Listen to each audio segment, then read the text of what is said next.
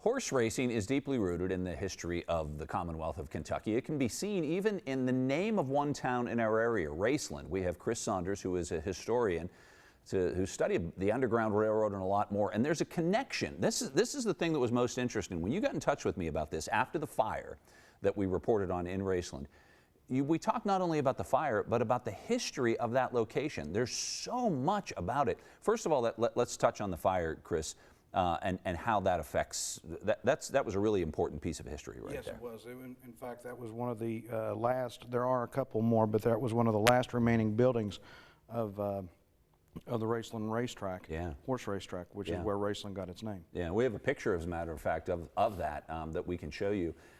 This building burned. This was describe what this was. This was like a jockey club or a jockey house of some type? Yes, to the best of my knowledge, that was a jockey house, and then there's a couple of other buildings across the way, and right there you can actually see the bend in the horse track there. Yeah. Oh yeah, you see it right there. That's where the horse track was, and that's the guy who started it all. Yes, that's Jack Keene, and when the racetrack finally closed, it moved to Lexington, Kentucky, and it is now named Keeneland. Keeneland after Jack Keene. So he went from Raceland to Keeneland and started Keeneland down there. Describe this person's grave. This is another interesting part of the story.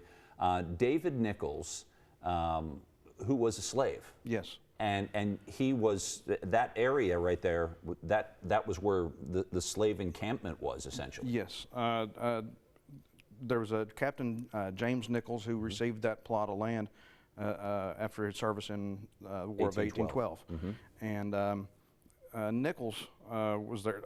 Dave Nichols was later there, and he was enslaved there, and he actually was a Underground Railroad conductor and would usher people across the Ohio River, and he was actually aided by John Campbell, who was the founder of Ironton, and by John Peters, who was the founder of Colgrove. Yeah, all part of the historic Underground Railroad.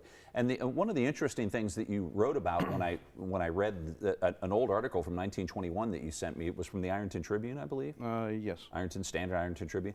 And David Nichols was enslaved, in fact. Now, he fought in the Civil War for the Union. Yes. And he was freed then, of course, after the Civil War.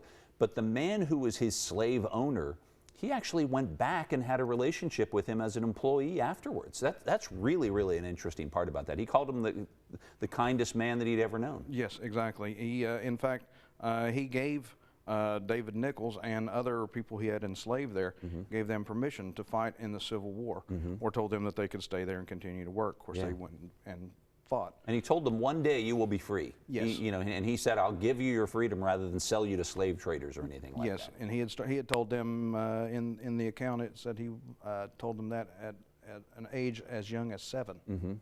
And then that young man who was a slave and then ended up fighting for his own freedom in the Civil War, ended up living in that area, and he talked about going to those races at Raceland. So he was a part of actually, several different parts of American history. Yes, Jack Keene actually gave him a lifetime pass to the racetrack there. No way. Yes. And he was a big fan of racing. Yes, absolutely.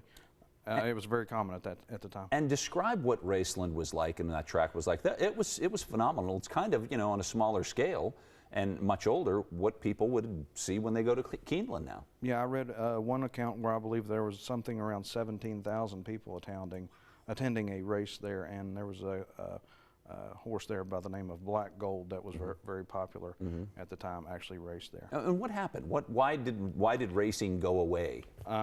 I'm really not sure exactly what happened to cut it down.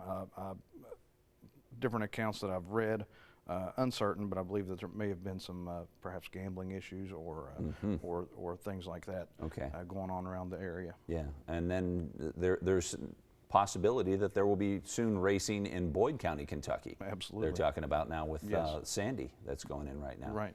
Chris, just an amazing piece of history, and once again, when looking at that picture right now where you can see that track around there that Jack Keene built, it's a fabulous history. Do you think there's any way for that history to continue even with the loss of that jockey house right there? I would certainly hope so. I'm working with a group now who are attempting to document multiple Underground Railroad sites, and I was able to find David Nichols' graves, as you can see there, Yeah. and was able to clean it so you can see the before and after Yeah. post pictures. And they are buried. He's buried in the same cemetery as Captain James Nichols. How about that, right there? Just about a mile from where the building was. Well, we're going to hear a lot more about the attempts to try to highlight the Underground Railroad, because it's so much a part of this region and what we saw. Chris, thanks for coming in. We really appreciate it. Thank you for having me. We'll be right back.